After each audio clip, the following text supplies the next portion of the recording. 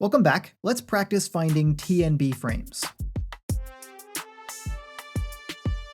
Alright, so here's our first example. We want to find the general TNB vectors and the particular TNB frame for t equals pi. Alright, so we have two objectives in this problem. We first want to find the general TNB vectors for this vector function, and then once we have those, we want to use them to find the particular TNB frame when t equals pi. So we'll get those vectors in terms of t, and then we'll plug in pi, and we'll be good to go.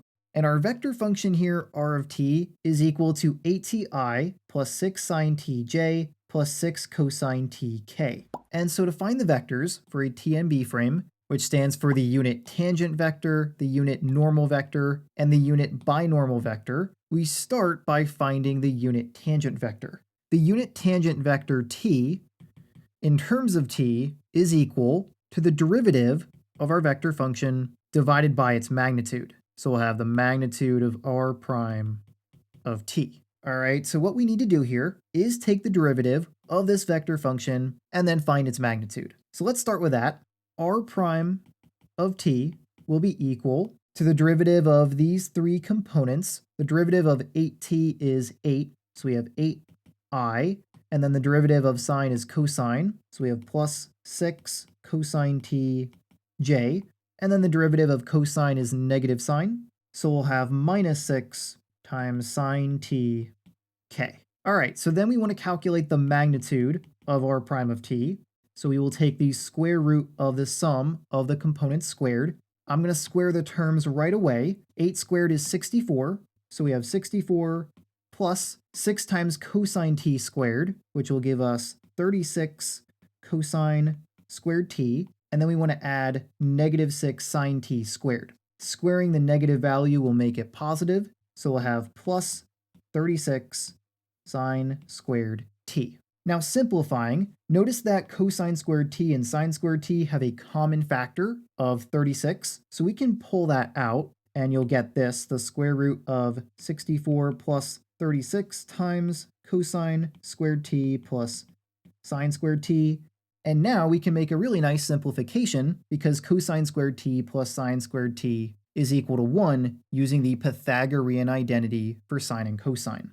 All right, so I'm just going to rewrite that as being 36 times 1, but anything times 1 is itself, so really we just have the square root of 64 plus 36. And 64 plus 36 is 100, so this is equal to the square root of 100, which equals 10. All right, so the magnitude of r prime of t, the derivative of our vector function, is 10. And so now we can use that along with r prime of t to find the unit tangent vector.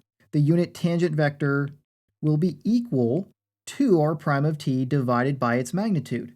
And the way that I recommend you go about this, even though dividing each of these components by 10 wouldn't be all that difficult and you can make some nice simplifications by reducing those fractions, I'm not going to do that. I'm going to keep 1 divided by the magnitude in front as a scalar multiple times r prime of t. It's just going to make the rest of the work in this problem a lot easier if we don't do that simplification. All right, so trust me on that. You want to keep that 1 divided by the magnitude, in this case, 1 divided by 10. You want to keep that on the outside and multiply that by r prime of t. So we have this vector right here, 8i plus 6 cosine t j minus 6 sine t k. All right, and that right there is the general vector for the unit tangent vector. That is the first of the 3 vectors that make up a TNB frame. Now what we want to do is find the next vector,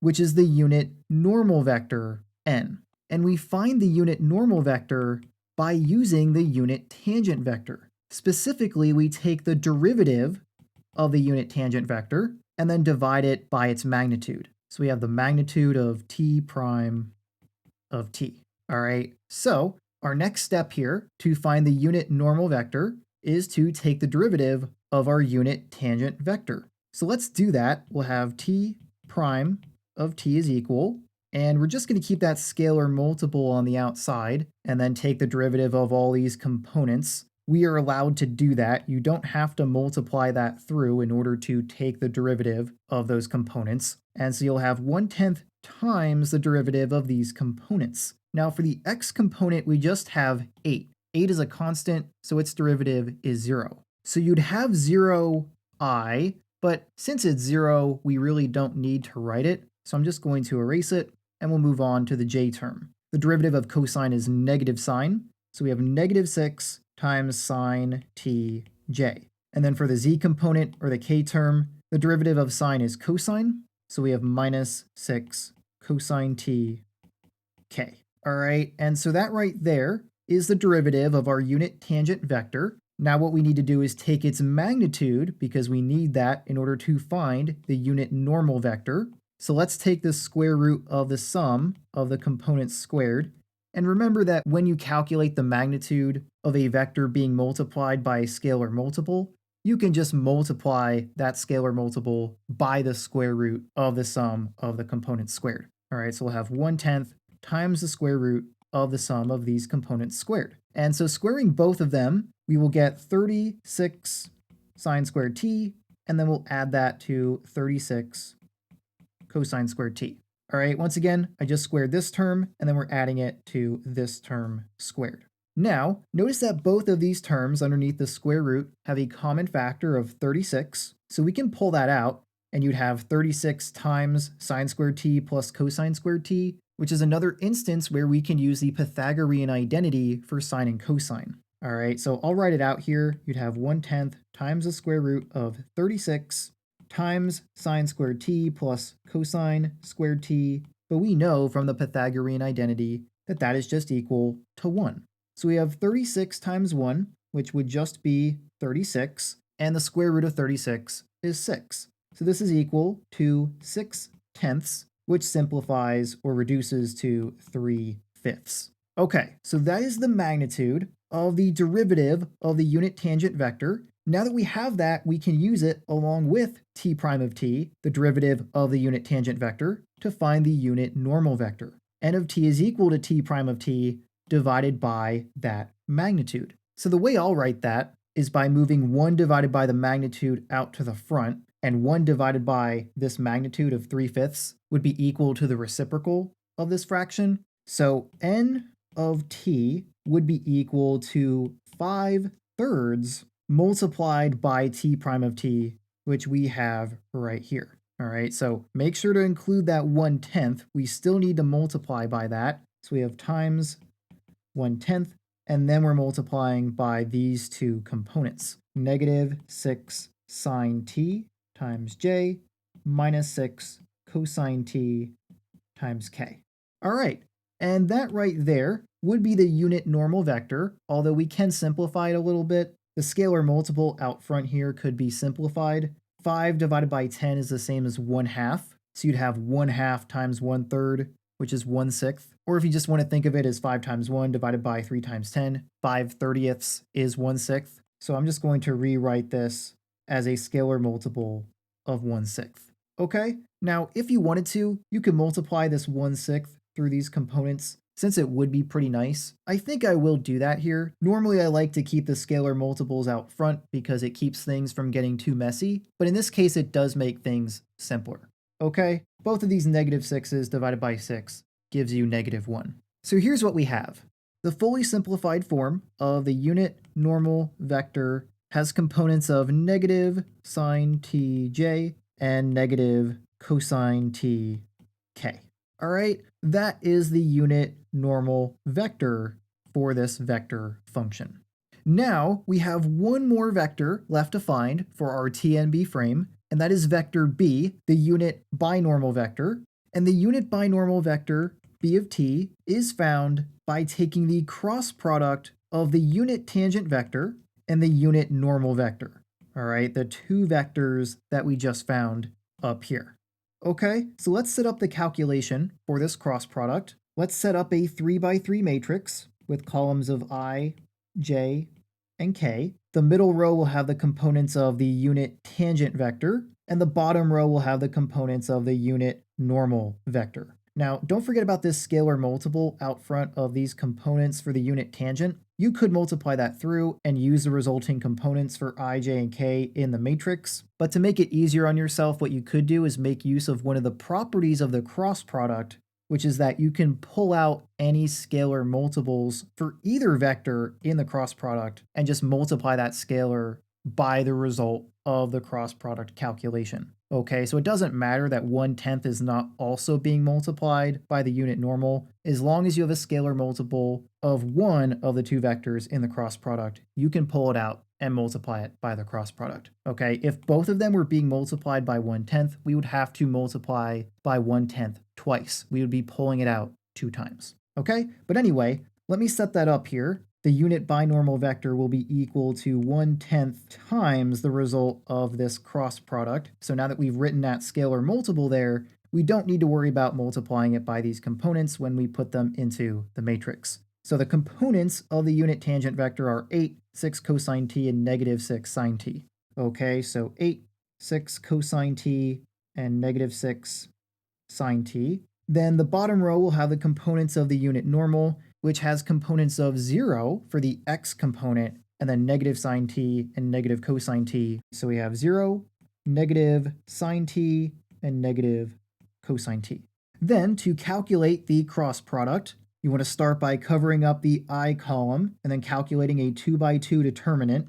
6 cosine t times negative cosine t gives us negative 6 cosine squared t, and then we will be subtracting negative 6 sine t times negative sine t. So we're going to be subtracting positive 6 sine squared t. So we have minus 6 sine squared t. And that quantity would be multiplied by I.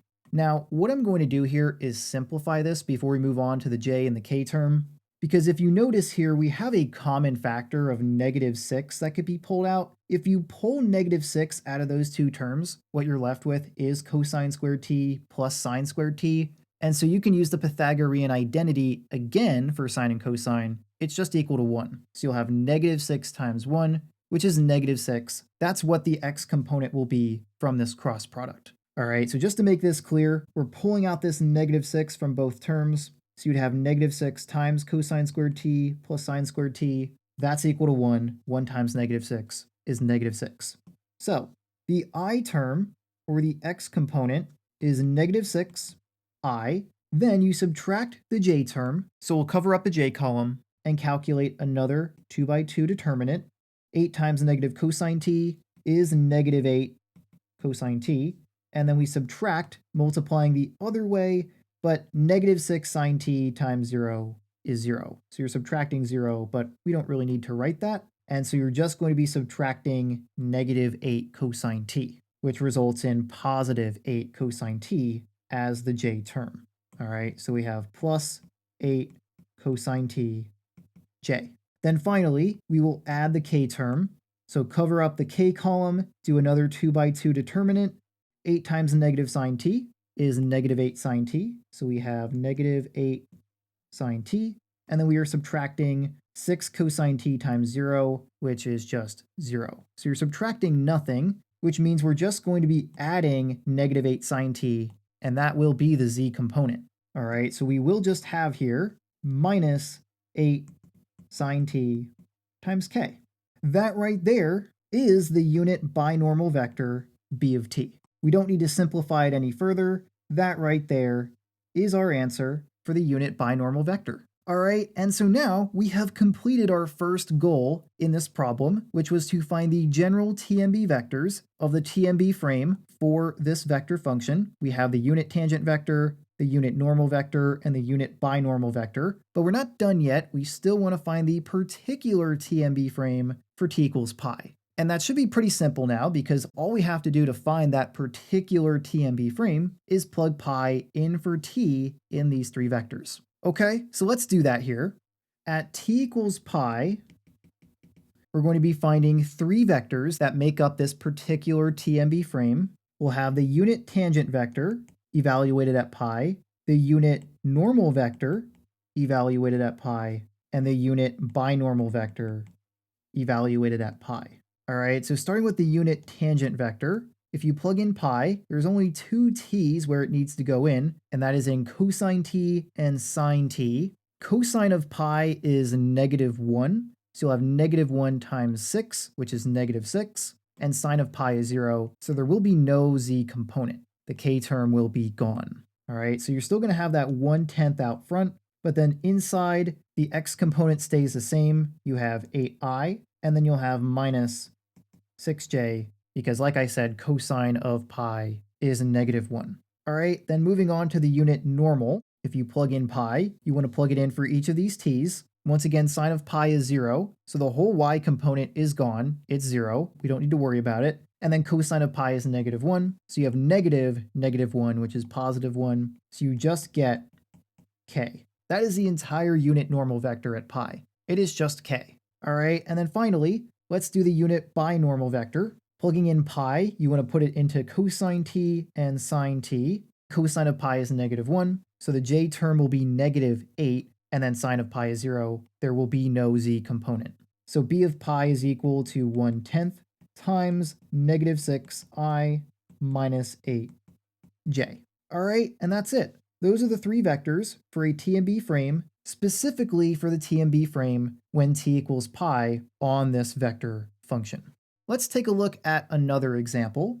Next up, we want to find the general TNB vectors for this vector function. R of t is equal to ti plus 2tj minus 3tk. All right, so we're not looking for a specific TNB frame this time. We just want to find the general TNB vectors in terms of t. All right, and so let's go through the whole process again. Let's start by finding the unit tangent vector in terms of t. Remember that we find that by taking the derivative of our vector function and dividing it by its magnitude. All right, so let's start by taking the derivative of our vector function here. We want to take the derivative of these three components. The derivative of t is 1, the derivative of 2t is 2, and the derivative of -3t is -3.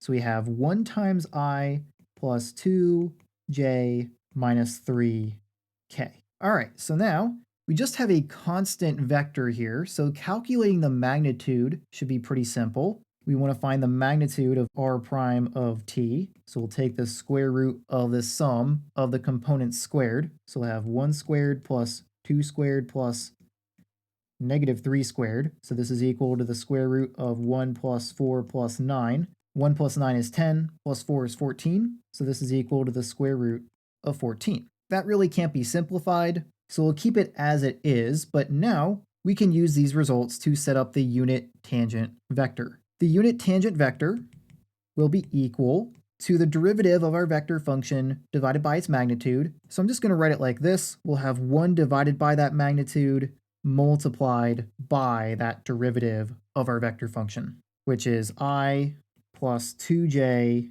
minus 3k. All right, so that is the first vector of our TNB frame. That is the unit tangent vector.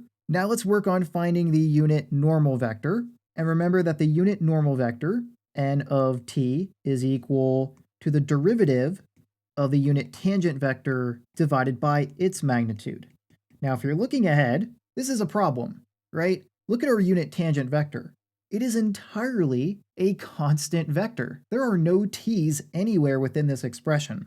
So if we take its derivative, what are we going to get? We're not going to get a vector in terms of t, or even a constant vector. All of the components are going to be 0, right? The derivative of 1, 0. The derivative of 2, also 0. The derivative of -3, it's also 0. That gives us the 0 vector. So t prime of t, the derivative of the unit tangent vector, is just the 0 vector, and that's not good. We can't have that, okay? Because the magnitude of that vector would be 0, so you'd be dividing the 0 vector by 0. That's an undefined value. We have no idea what that is. And so ultimately what we have to conclude here is that the unit normal vector is undefined. It's simply not defined for this vector function. And as a result of that, that means the unit binormal vector is also undefined, because we can't find the unit binormal vector without having the unit normal vector. You take the cross product of these two vectors, the unit tangent and the unit normal,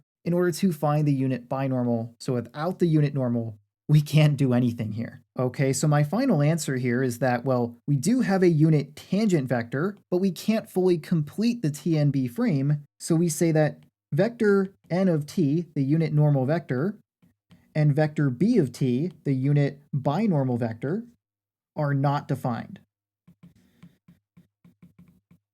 All right, that would be the other part of my answer here. And if you want to get specific, you could say because the derivative of the unit tangent is a zero vector. Okay, and I think our results here should make sense because if you look at our vector function, since all the components are just t to the first power, we know that that would represent a line. If you were to write out the parametric equations from this vector function, x equals t, y equals 2t, z equals negative 3t, those are the parametric equations of a line in 3D space. Okay, so what we're working with here is a line, so really the only thing a line could have is a tangent vector. A line really only has a heading. A line isn't turning, a line isn't twisting, so it doesn't make sense to have a unit normal or a unit binormal vector. That's what those two vectors describe for a curve in 3D space, the turning and the twisting. And so if you have a line, it doesn't have either of those things, so it doesn't make sense to have these two vectors defined for that curve or for that line. All right, and so that's it for this example. A little bit of a quicker one, but that's just because we couldn't do most of the work. We could find the unit tangent, and that's it. And so we're done here. Let's move on to another example. All right, so this is where the fun really begins. These last two examples are more the standard type of problem that you would expect to see when your skills are being tested on working with TNB frames. All right, what we want to do in this example is find the unit tangent vector, the unit normal vector, the unit binormal vector, and curvature k at t equals pi divided by 4. All right, so it's very important that you pay attention to the wording here. We're just looking for these vectors and curvature at the specific value t equals pi divided by 4. We don't need to find the general vectors in terms of t, although we will have to do that for at least one, almost two of them, and I'll explain that in a little bit. But our final goal is not to find the TNB frame in terms of t. We want to find a specific frame at t equals pi divided by 4. So we're going to be able to use that to our advantage to make our work simpler than it was in our first example where we were working in terms of t. Now, our first example had a very nice vector function, but I think you could quickly see that with more complex vector functions, finding the unit binormal vector in terms of t is not exactly an easy task. Okay, but let's get started here. Let's start working through these different quantities that we have to find. You always want to start with the unit tangent vector. We know that the unit tangent vector is equal to the derivative of our vector function divided by its magnitude. So let's take the derivative of this vector function. So r prime of t will be equal to the derivative of those components. Starting with cosine of 2t, the derivative of cosine is a negative sign, but then you also want to multiply by the derivative of this inside function. Since it's not just t, its derivative is not just 1, the derivative here of 2t would be 2. So you're also going to multiply by 2. You'd have 2 times 3 times the derivative of cosine, keeping that same inside function. All right, so we get negative 6 sine of 2t. Okay, I hope it's all right that I did a lot of those steps in one go here. I'm assuming you're used to taking derivatives by this point. Derivative of cosine is the negative sign. You keep that 3, but then you have to multiply it by 2 since the derivative of 2t is 2. So you get 6. Okay, that's multiplied by I. Then we want to do a very similar process for the derivative of the y component. The derivative of sine is cosine, but once again you want to multiply by the derivative of the inside function, and the derivative of 2t is 2. So plus 6 cosine of 2t times j, and then the derivative of t, that's pretty simple, it's just 1, so we have plus k. All right, so now let's calculate the magnitude of that derivative. We'll have the magnitude of r prime of t. That will be equal to the square root of the sum of these components squared. So let's square all of them and add them together. Squaring the x component gives us 36 sine squared of 2t. Squaring the y component gives you 36 cosine squared of 2t. And then squaring 1, the z component, is just 1. All right, now these two terms have a common factor of 36 that we can pull out. And then after that, we'll be left with an expression that we can simplify using the Pythagorean identity for sine and cosine, right? This would be equal to the square root of 36 times sine squared of 2t plus cosine squared of 2t plus 1. All right, it doesn't matter what the angle is for sine and cosine, as long as it is the same angle for both of them, sine squared of that angle plus cosine squared of that angle is equal to 1. That is always true from the Pythagorean identity for sine and cosine. Okay, so you'll have 1 times 36 plus 1, which is 37. So you get the square root of 37. That is the magnitude of the derivative of our vector function. So now that we have that, we can set up the unit tangent vector. And by the way, we have to work in terms of t up to this point at least. In fact, we do have to take it a little bit further because you can't find the unit normal vector without knowing what the unit tangent vector is in terms of t, right? You have to take the derivative of the unit tangent vector in order to get the unit normal. So unless you know what the unit tangent vector is in terms of t, you can't find the unit normal, okay? So you have to work in terms of t up until a certain point, and then eventually you can plug in your specific value of t and make the rest of your work simpler, okay? And I'll let you know when we get to that point, but we're not quite there yet. But using what we found here, we can set up our unit tangent vector. That vector will be equal to this derivative vector divided by its magnitude. I'm just going to write it like this. We'll have 1 divided by that magnitude multiplied by these components. So that will look like this. We're multiplying 1 divided by the square root of 37 times negative 6 sine of 2t times I plus 6 times cosine of 2t times j plus k. All right, now what we want to do is work on finding the unit normal vector. And remember that the unit normal vector, n of t, is equal to the derivative of the unit tangent vector divided by its magnitude. Okay, so we have to at least take the derivative of the unit tangent vector in terms of t, and then after that, we no longer have to work in terms of t if we don't want to.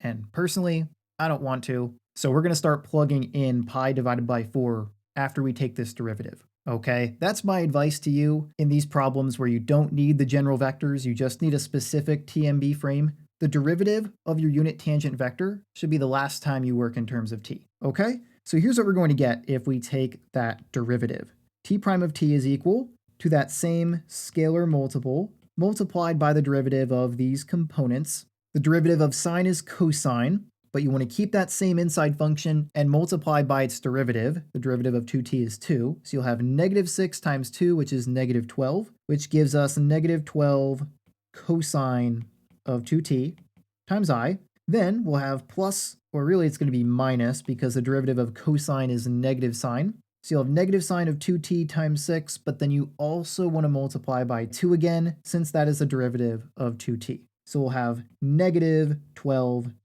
sine of 2t times j, and then the derivative of k, well, the coefficient there is just 1, the derivative of 1 is 0. So there is no k term, the z component is 0. All right, and so that's it. That right there is the derivative of our unit tangent vector, and now you can say goodbye to t. We're going to plug in pi divided by 4 now, because what we can do is find the unit normal vector at pi divided by 4 by taking the derivative of the unit tangent vector at pi divided by 4 and dividing it by its magnitude. There's no need to take the magnitude now in terms of t. That would just be extra work we don't need to do. Just plug in pi divided by 4 into this derivative, and then you'll have a nice vector that is not in terms of t. It will have nice constant components that are then going to be easier to calculate the magnitude of. All right, so let me show you what I'm talking about here. If we plug pi divided by 4 into t prime, or the derivative of the unit tangent vector, we'll have 1 divided by the square root of 37 times these two components, but evaluated at pi divided by 4. Notice that when you plug in pi divided by 4, both of those t's are being multiplied by 2, and pi divided by 4 times 2 is pi divided by 2. So really, you're evaluating cosine and sine at pi divided by 2. And cosine of pi divided by 2 is 0. All right, so you get negative 12 cosine of pi divided by 2 times I. That's equal to 0, so the x component is gone. And then you'll have minus 12 times sine of pi divided by 2 times j. And sine of pi divided by 2 is 1. So that's just 1 times negative 12. So we don't need to write all of this. We're just going to have negative 12j. And so then you could write it like this if you wanted to. Negative 12 divided by the square root of 37 times j. That is t prime of pi divided by 4. And so remember, our unit normal vector, if we want to find it at that value of t, which is pi divided by 4, you could just take t prime of pi divided by 4 and divide it by its magnitude. All right, that's what we're going to do here. It's the same as this formula right here, but we're just working with it at a specific value of t. So let's calculate the magnitude of the derivative of the unit tangent vector. It's just one component, which makes for a really nice calculation. The magnitude of t prime of pi divided by 4 is equal to the square root of that lone component squared. Because the other two components would be 0, you're adding it to 0 squared plus 0 squared, which doesn't matter. It doesn't do anything to the value. So you're going to be squaring negative 12 divided by the square root of 37, and then taking the square root of it, which just results in the positive version of that value. So you get 12 divided by the square root of 37. That is the magnitude of the derivative of the unit tangent vector. Okay, so what we get here for the unit normal vector at pi divided by 4 is the derivative of the unit tangent vector, which is this right here, divided by its magnitude. And maybe you can already see what's going to happen here. The magnitude is going to cancel out with the majority of that component. You're just going to be left with negative j. Okay, you would have negative 12 divided by the square root of 37 times j divided by 12 divided by the square root of 37, right? This is t prime of pi divided by 4. We put that right here, and we're dividing by its magnitude right here. And now you can see that we essentially have the same factor in the numerator and denominator. It's just that we have a negative up top. So they cancel out with each other and just give you negative j. All right. The unit normal vector at this value of t is just negative j. So that's one of the vectors for our TNB frame at pi divided by 4. Now what we want to do is actually find the unit tangent vector at that value of t. We found the general unit tangent vector in order to find the unit normal, which is what we have now finished. But now we want to go ahead and plug pi divided by 4 into the unit tangent as well, so that we have both t of pi divided by 4 and n of pi divided by 4. Because then we can take those two vectors, take their cross product to find b of pi divided by 4. Okay, so let's evaluate the unit tangent vector at pi divided by 4.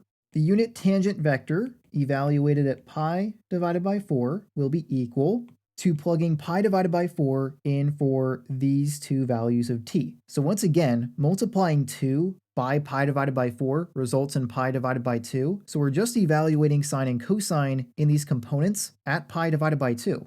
I already mentioned earlier that sine of pi divided by 2 is 1. So the x component is just 1 times negative 6. So that's negative 6. At least that's what it would be if you don't multiply this scalar multiple through the components. So what we have here is 1 divided by the square root of 37 times that x component of negative 6i. And then cosine of pi divided by 2 is 0. So that whole term is gone. There is no j component. And then k is just k. There's no t's there. So it just stays as k. All right. So now what we have here is a nice unit tangent vector, specifically at t equals pi divided by 4. And now that we have both the unit tangent and unit normal at that value of t, we can take their cross product to find the last vector of the TNB frame, the unit binormal at pi divided by 4. All right, the unit binormal at pi divided by 4 will be equal to the cross product of t of pi divided by 4, or the unit tangent vector at pi divided by 4, and the unit normal vector at pi divided by 4. Okay, and that's going to be really nice because there's a lot of 0 components between these two vectors. And so when we set up the matrix here to calculate the cross product, it's going to look pretty nice. All right, a lot nicer than it would have looked if we tried to work in terms of t the entire time and then plug in our specific value of t. Okay, so now let's work on this cross product. And just so we can keep track of our answers, I am going to box in these two vectors since they are two of the vectors that we wanted to find for this example. But now let's work on the cross product here. We're going to set up a 3 by 3 matrix. We'll have I, j, and k. The middle row will be the components of the unit tangent vector. And by the way, we don't need to worry about this scalar multiple. You can use a property of the cross product to just pull that out and multiply it by the result of the cross product. Okay, so I'm going to write that down here. We'll have 1 divided by the square root of 37, and that will be multiplied by the results of this cross product. All right, but then the components of the unit tangent vector, there is no y component. The j term is missing. So we have -6, 0, and 1. All right, -6, 0, 1. Then the components of the unit normal, there's only one, and that is for the y component. It's -1. So we have 0, -1, 0. All right, so now calculating the cross product, cover up the I column, calculate a 2 by 2 determinant. 0 times 0 is 0, minus 1 times -1, which is -1. So you have 0 minus -1 times I. Subtracting -1 results in +1, so that's just I. So I'll erase this and write I. We will then subtract the j term. So covering up the j column and calculating a 2 by 2 determinant. -6 times 0 is 0, minus 1 times 0, which is also 0, so the whole thing's 0. There is no j term. It would be 0. So, moving on to the k term, we'll have plus whatever the k term is. We'll cover up the k column and calculate another 2 by 2 determinant. -6 times -1 is +6, minus 0 times 0, which is 0, so we just get 6k. All right, and that right there would be the unit binormal vector at pi divided by 4. That was the result of the cross product between the unit tangent and the unit normal, and so we're done. At least with the TNB frame, we have all three of our vectors, t, n, and b, for this vector function at t equals pi divided by 4. Now, one more thing we want to calculate here, and this is actually pretty quick, is the curvature k. We've actually done the majority of the work already to calculate curvature. It's littered throughout this work we did to get to these three results. Remember that the curvature k is equal to the magnitude of the derivative of the unit tangent vector divided by the magnitude of the derivative of the original vector function. So in this case, we want the specific value at pi divided by 4. So we could go in there and change that. We would have pi divided by 4 for both of those. The magnitude of t prime of pi divided by 4, and the magnitude of r prime of pi divided by 4. Okay, so if we do that calculation down here, k is equal to the magnitude of t prime of pi divided by 4. We calculated that earlier in this problem. It's right here, 12 divided by the square root of 37. So we have 12 divided by the square root of 37 divided by the magnitude of r prime of pi divided by 4. Now, we didn't specifically calculate r prime of pi divided by 4 and its magnitude, but we don't need to. Look at the magnitude of r prime of t. It's a constant magnitude. It's not going to change. There's no t's there. So it doesn't matter what value of t you're looking at for the magnitude of the derivative of the vector function. It's always going to be the square root of 37. All right, so we are then dividing by the square root of 37. So to simplify, you would multiply those two denominators. So multiplying the square root of 37 by itself, you just get 37. So the curvature k is equal to 12 divided by 37, or 12/37. That is the specific value of the curvature at t equals pi divided by 4 for this vector function. All right, and so that is it for this example. Let's take a look at one more for this video. Hey there, real quick, before we take a look at the next example, if you find my tutorial videos here at JK Math to be helpful, then I'd like to invite you to join my membership site, JK Math Plus, where you get access to many perks, including bonus content and my exclusive community. The bonus content includes dark mode versions of my videos, extra example problems, and more, while the community is a private space online where you can post questions, have discussions, and study together with me and other members. To learn how to join and see a full list of everything you get access to as a member, you can head over to jkmathematics.com/plus. I'll have a link for that in the description of this video. So if you are interested in becoming a member, feel free to check that out. It's a great way to support me and the tutorials I make, as well as a great way for you to learn math better. But for now, let's take a look at the next example. All right, so here's our last example. We want to find the unit tangent vector, the unit normal vector, and the unit binormal vector as well as the curvature k at t equals 1 for this vector function. R of t is equal to ti plus t squared j plus t cubed divided by 3k. Okay, so this is the same exact type of problem we did previously. It's just with a different vector function and a different value of t. So we're going to use the same strategy here. We're going to find the unit tangent vector in terms of t, take its derivative, and then after that, we're not going to work in terms of t anymore. We're going to plug in 1 and work from there. All right, so let's start with the unit tangent vector. The unit tangent vector is equal to r prime of t divided by the magnitude of r prime of t. So let's calculate r prime of t. Let's find the derivative. The derivative of t is 1, the derivative of t squared is 2t, and the derivative of t cubed will be 3t squared, but then those 3's would cancel out, right? So you'd have 1 times I plus 2tj plus 3t squared divided by 3k, but those 3's will cancel out, so you're just left with t squared times k. Okay, so that's the derivative. Now let's calculate the magnitude, r prime of t.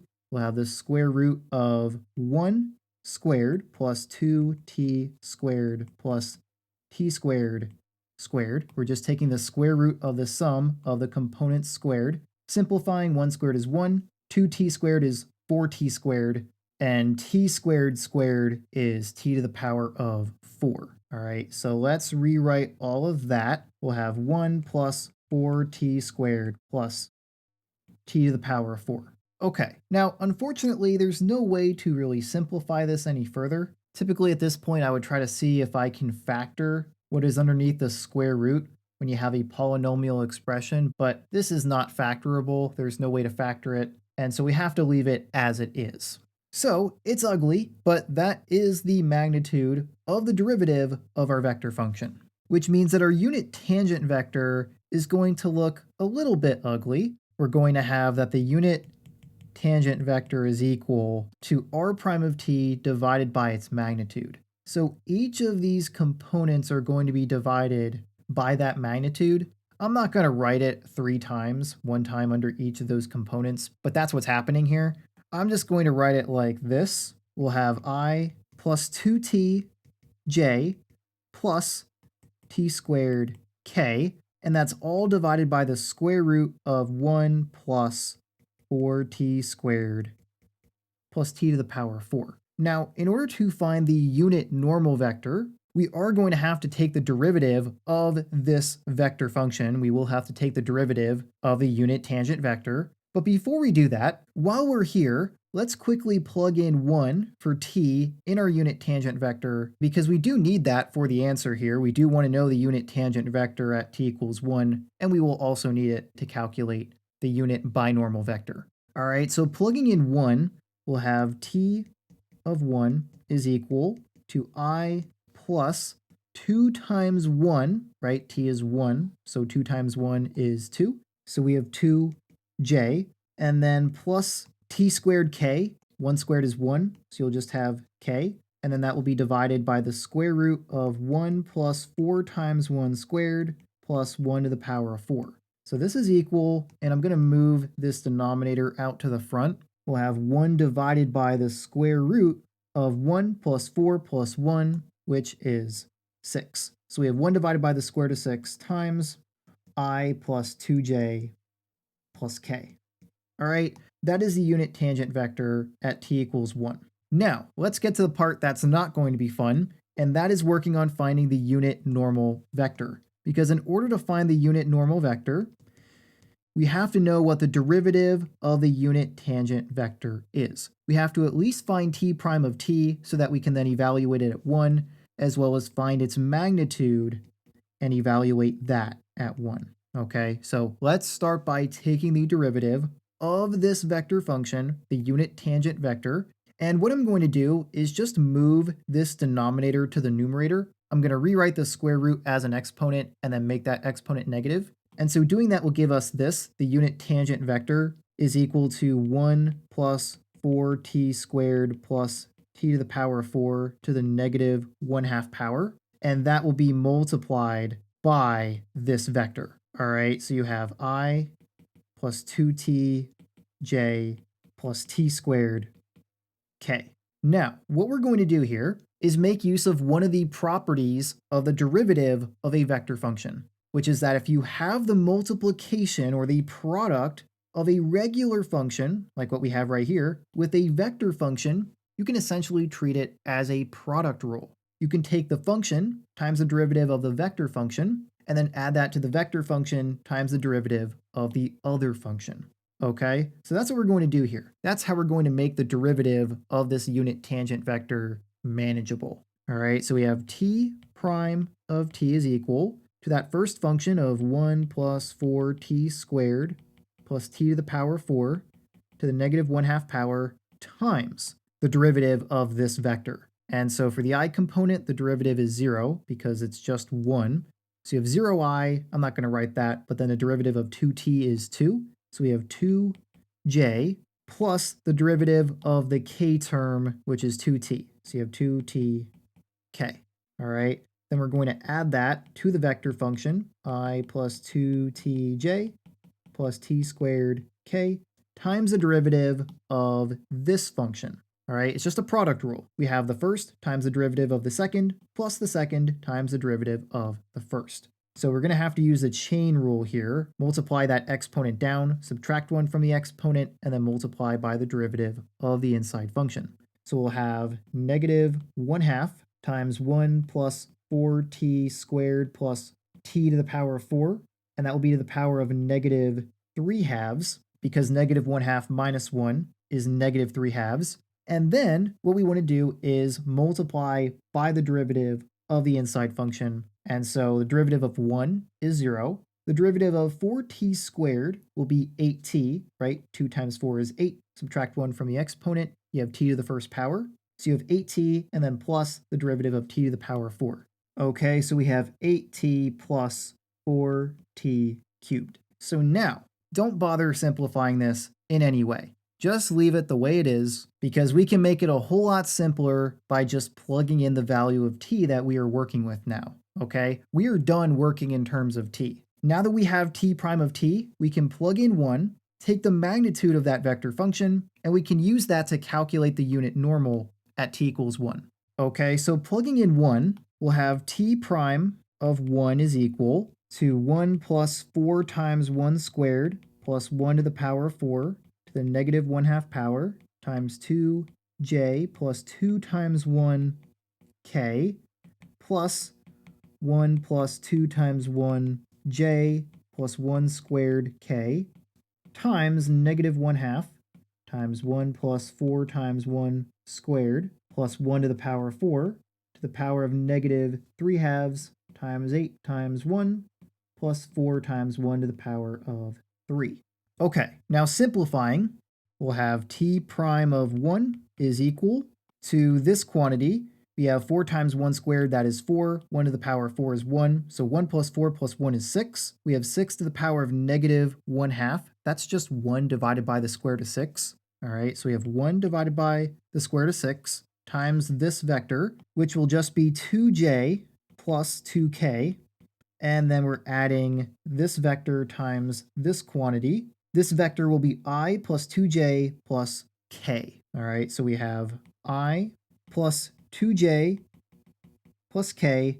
Then we're multiplying by negative 1/2 times all this. And once again, we have 1 plus 4 times 1 squared plus 1 to the power of 4. That simplifies to 6. So we have 6 to the negative 3/2 power. So I'll just write that like this for now. We have 6 to the negative 3/2 power. And then we're multiplying by 8 times 1 plus 4 times 1 cubed. So that's 8 plus 4, which is 12. So we're multiplying by 12. So simplifying here, 12 times negative 1/2 is negative 6. So if I erase this here, we're multiplying by negative 6, and then we have 6 times 6 to the power of negative 3/2.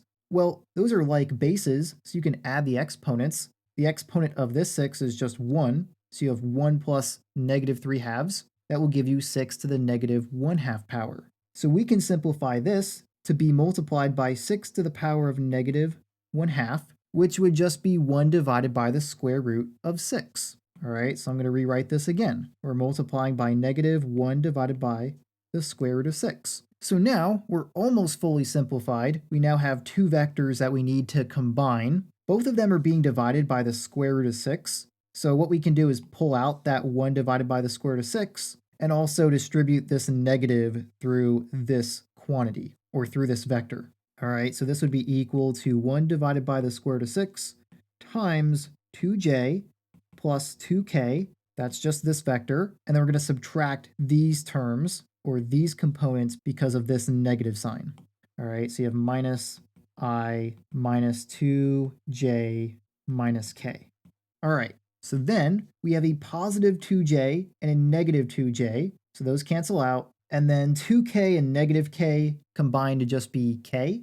And then you have negative I. So our final result here is this. I hope it's okay that I erased our previous work. We really don't need it anymore. But simplifying here, we get that t prime of 1 is equal to 1 divided by the square root of 6 times negative I plus k. All right, that was a lot of work to get to this point, but I hope you were able to follow it. Just take my advice on not simplifying that derivative. Just plug in 1 and get this vector.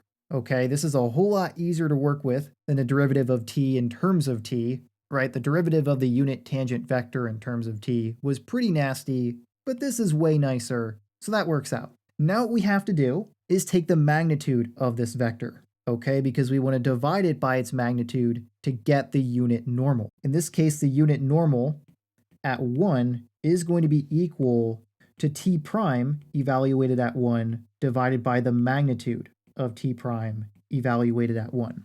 Okay, so let's take the magnitude here. The magnitude of t prime of 1 will be equal to that scalar multiple multiplied by the square root of the sum of the components squared. So we have 1 divided by the square root of 6 times the square root of negative 1 squared, which is 1 plus 1 squared. All right, so we have 1 plus 1, and that's equal to the square root of 2. So you get the square root of 2 divided by the square root of 6. You can rewrite that as a square root of 2/6. Since you have the square root of both numbers, just take the square root of the whole fraction. Then you can simplify. 2/6 is the same as 1/3. So what you get here is that this is equal to the square root of 1/3, which you can rewrite as 1 divided by the square root of 3. Okay, so that is the magnitude of the derivative of the unit tangent vector evaluated at 1. Now we can use that along with t prime of 1 to find n of 1, the unit normal vector at t equals 1. All right, so here's what we'll have. This will be equal to 1 divided by the square root of 6 times negative I plus k. That's just t prime of 1. And then we're going to divide it by that magnitude that we just found, which is 1 divided by the square root of 3. Now simplifying, instead of dividing by this fraction, we would be multiplying by its reciprocal. You could rewrite it like that. And so here's how I would simplify. The unit normal vector at 1 would be equal to 1 divided by the square root of 6 times the square root of 3 divided by 1 times negative I plus k. And then simplifying this multiplication here, what you would get is this fraction, the square root of 3 divided by the square root of 6. But once again, you can just rewrite the square root to be around the whole fraction. So you'd get this, the square root of 3/6. And 3/6 reduces to 1/2. So you have the square root of 1/2. So that looks like this. And then you can just simplify by taking the square root of 1 because it's 1 and just have 1 divided by the square root of 2. All right. That is the final answer for the unit normal vector evaluated at t equals 1. And so now that we have the unit normal vector along with the unit tangent vector evaluated at 1, what we can now do is find the unit binormal vector at t equals 1 by taking the cross product of these two vectors. So let's work on that next. The unit binormal vector evaluated at 1 is equal to the cross product of the unit tangent vector evaluated at 1 with the unit normal vector evaluated at 1. All right, so let's set up the 3x3 matrix here, and then we will be able to find this vector.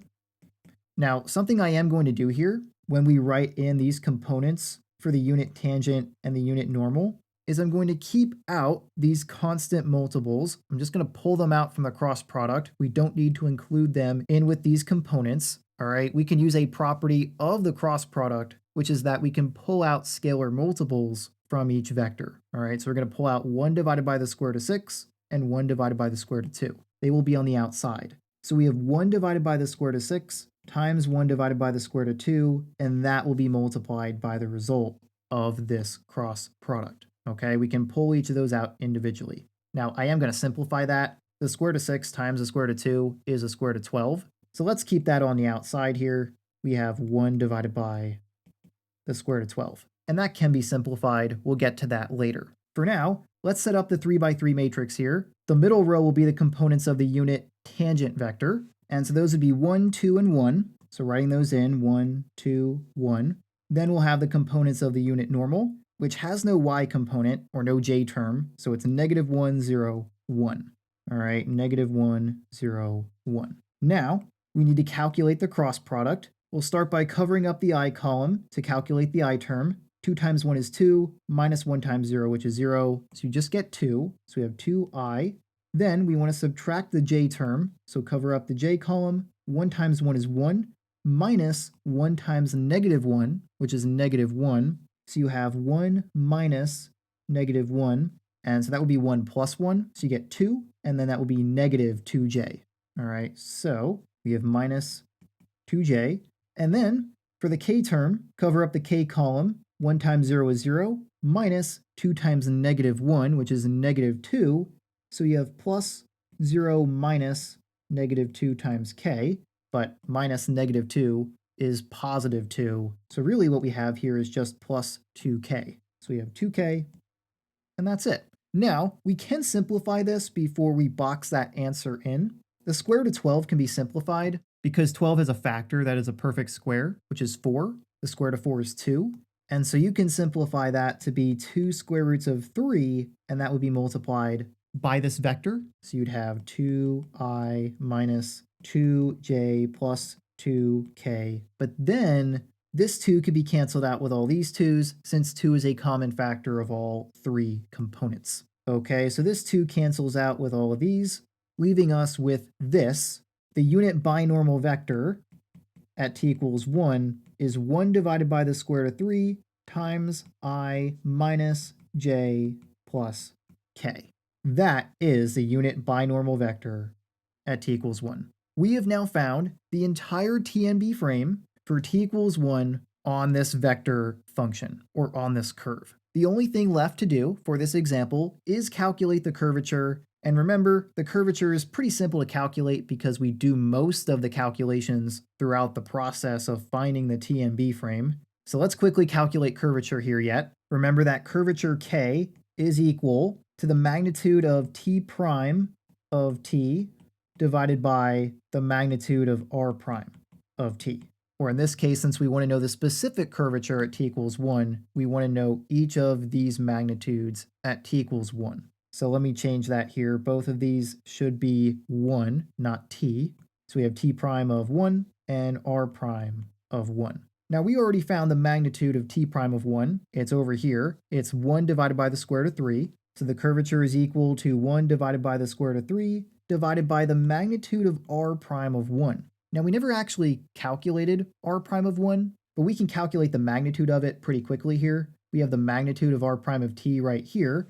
This is the expression in terms of t. So if you plug in 1, you'll have 1 plus 4 times 1 squared. So that's just 4 plus 1 to the power 4, which is 1. So 1 plus 4 plus 1, which is 6. So you have the square root of 6. That is the magnitude of r prime of 1. All right, so going down here, r prime of 1 is the square root of 6. So to simplify, we have 1 divided by the square root of 3 times 1 divided by the square root of 6. That would give you 1 divided by the square root of 18. So that looks like this.